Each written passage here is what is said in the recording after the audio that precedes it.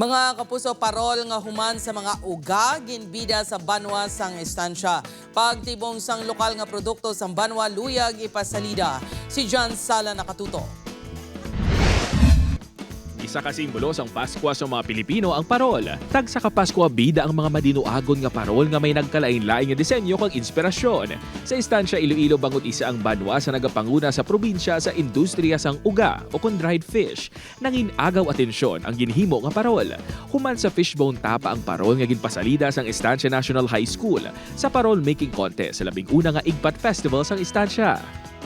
It feels incredibly overwhelming in the most beautiful way. Seeing people appreciate a parol built from fishbone tapa makes me proud not only as a creator but as an estansyahanon.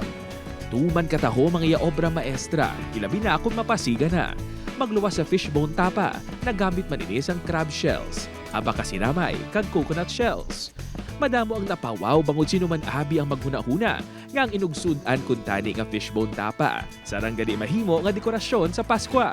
Magluwas sa pagpakigbahin sa mga contest luyag ni John Vincent nga matibong ang lokal nga mga produkto sang banwa kag mas mapakilala ini sa mga turista. Materials that represent our coastal life and our resilience. I wanted the parol to be more than just a lantern. I wanted to reflect a cultural statement.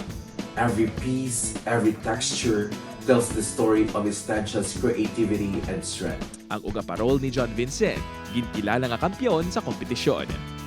Upod kay Cirilo Rinduque, John Sala. 1 Western Visayas.